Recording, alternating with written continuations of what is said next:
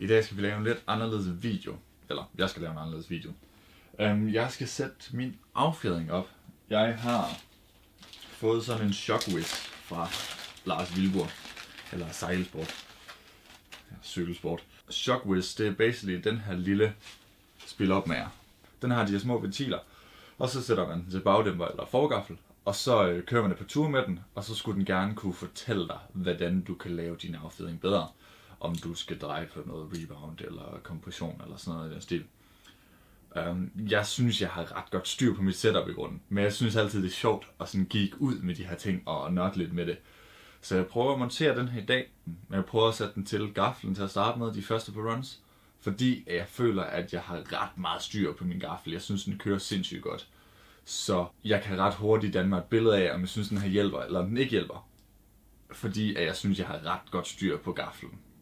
Okay, nu har jeg kalibreret den, og så kommer man ind i appen her, hvor man kan vælge lidt forskellige ting. Det er lidt svært, sådan man kan vælge softest, soft, neutral, firm, firmest, og planted, poppy og active. De siger så herinde i, at efficient, det er firmest og planted, og aggressive, det er softest og poppy. Jeg ved sgu ikke. Jeg tænker, jeg siger neutral, og så vil jeg godt have den planted. Altså sådan, så cyklen bare siger bup, bup, bup, bup, henover. Det er active. Jeg ved sgu ikke helt, hvad de mener med det. Så jeg siger planted, og så prøver jeg det. Måske leger jeg lidt rundt med det. Det her, det er noget data, som jeg samlede ind i går. Jeg tror simpelthen, jeg beholder den på den her firm og planted. Og så går vi ud fra det her. Jeg nulstiller den i, og så prøver jeg at køre en tur. Og så ser vi, hvad den siger igen. Og så kan vi ligesom prøve at justere ud fra det. Så vi siger start new session. OK. Bum. Så skal jeg egentlig bare hoppe på cyklen. Og så har jeg min telefon i lommen. Og så når jeg kommer herned igen, så kan vi lige se, hvad den siger, at jeg skal ændre. Jeg har sådan en lille loop her, som er 200 højdemeter. Ret smooth opad, men stadig lidt rødder og sådan lidt. Og så er det OK tække nedad. Der er i hvert fald en del rødder og sådan store kompressioner og sådan lidt. Så nu må vi se, hvad den siger.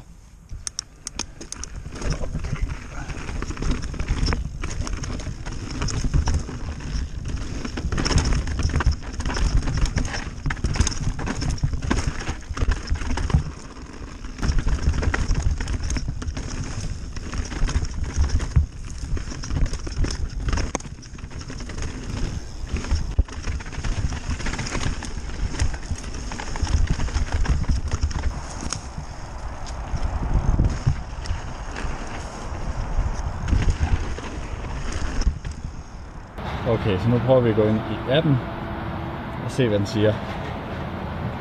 Den siger altså, at jeg har kørt den nok. Det er det der 100% mærke. Den siger, at jeg har kørt den nok til, at den kan give nogle suggestions. Den siger så, at min score er 74, hvilket ikke er særlig godt. Hvad siger den her? Okay, fint.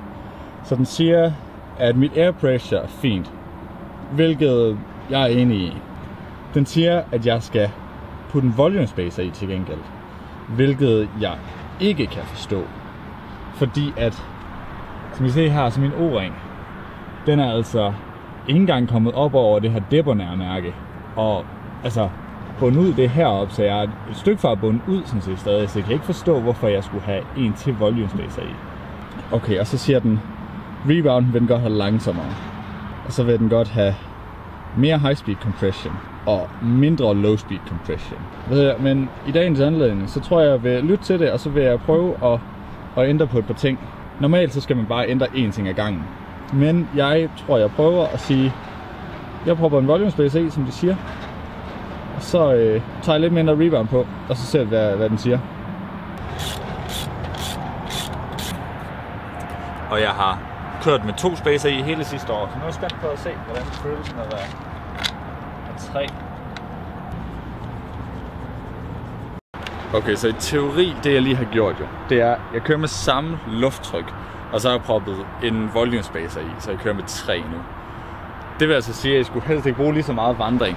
Det vil sige, at jeg skulle køre mere i midten af vandring, sådan som styr holder sig lidt højere, når det bliver stejlt. Og måske også, at den føles bedre, når jeg pumper. At det skulle gerne føles, som om jeg har mere sådan midstroke support. Og så har jeg kørt et langsommere klik rebound. Jeg synes faktisk, at min rebound var spot on. Men nu prøver vi et klik langsommere. Det skulle gerne betyde, at min forhånd skulle være mere stille også. Nu vil vi se, når jeg kommer på sporet, hvad jeg synes, jeg kan føle. Jeg kører præcis det samme spor igen. Jeg prøver at tage helt de samme linjer og hoppe de samme ting, sådan så jeg kan få 2 helt ens runs.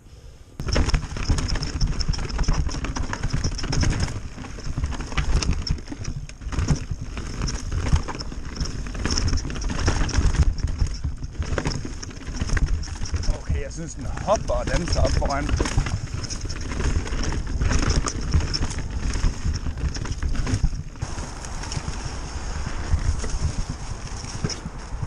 Okay, så vi kan se, at jeg har brugt mindre vandring i hvert fald. Nu må vi se, hvad appen siger. Appen siger, at min score skulle være bedre nu. Den siger suggestions. Nu siger den så, at jeg skal have mere luft i. Den synes, at high speed compression og low speed compression er god. Og det synes, min rebound skal være langsom. Lad mig lige prøve at ændre, fordi jeg har godt nok sagt firm. Hvis jeg nu siger neutral, hvad siger den så? Så siger den, at jeg er tunet endnu bedre. Så siger den faktisk, at mit air pressure er godt. Og så siger den faktisk bare, at min rebound skal være langsommere nu, hvis jeg sætter den til neutral, hvilket måske er mere den rute, jeg skal gå ned af så. Men der må jeg jo så sige, at jeg synes, min forgaffel føles forfærdelig den her gang.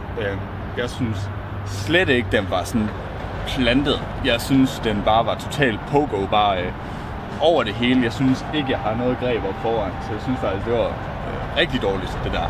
Jeg har taget en volume spacer ud, og så kører jeg med samme tryk og kører med samme rebound nu. Og så har jeg ændret indstillingen herpå til at sige soft og poppy, fordi jeg tror, det er sådan, den føler, at jeg kan lide det i hvert fald. Så nu prøver vi at køre 1 til run, se hvad den siger. Jeg kan allerede sige nu, føles meget bedre.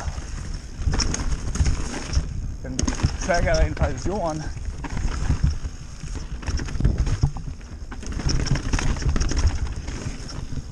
Okay, nu er jeg igennem den mest sådan rough sektion, og det føles så meget bedre. Den føles bare, altså, plantet jo.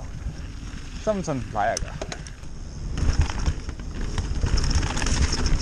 92, det er det tætteste, jeg nogensinde har været på, at den siger, at det bliver godt. Den siger, at jeg skal have mindre lufttryk. Mindre spacer i os. Rebound synes den er god. Mindre high speed compression.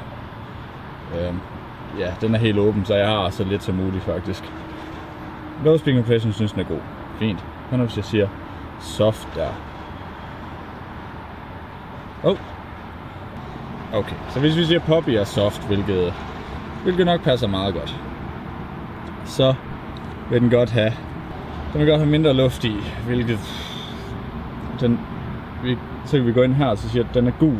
Når den er gul, så siger den, at jeg skal ændre 5%, og så vil den godt have mere low speed compression. Okay, men ved du hvad, det får de sgu.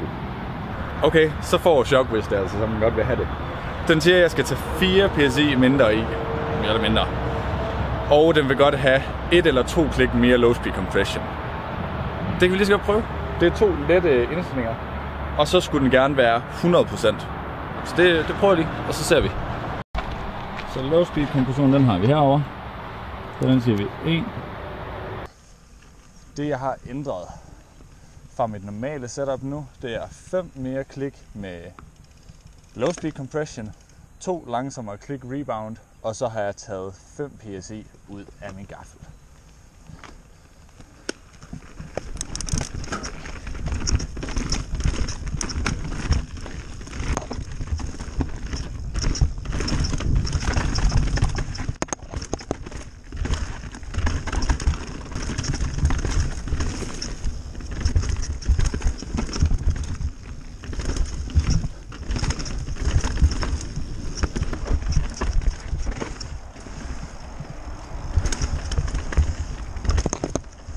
Okay, jeg er meget spændt på, hvad appen siger nu. Okay. Den siger igen, mindre lufttryk. Så rebound er god. Flere spacers i. Mindre high speed compression, hvilket jeg ikke kan, fordi jeg har ikke nogen klik på. Og mere low speed compression. Og før sagde den sådan set, at det hele det var grønt, undtagen den godt ville have lidt luft ud, og den ville godt have lidt mere low speed compression. Det gjorde jeg så. Og så kommer jeg ned til det her. Den vil godt have endnu mindre luft. Og flere spacers.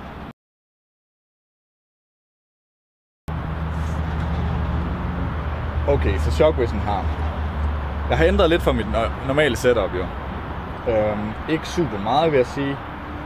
Efter i dag vil jeg nok gå halvvejs tilbage til mit normale setup. Jeg vil proppe 3 PSI mere i forgaflen. Jeg vil køre samme low speed compression som Shockwizzen sagde jeg skulle. Og så vil jeg måske tage et klik hurtigere rebound på. Så imellem det Shockwizzen siger og det jeg normalt kører.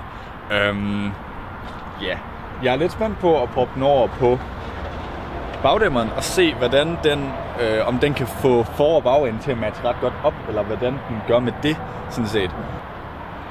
Er den det værd?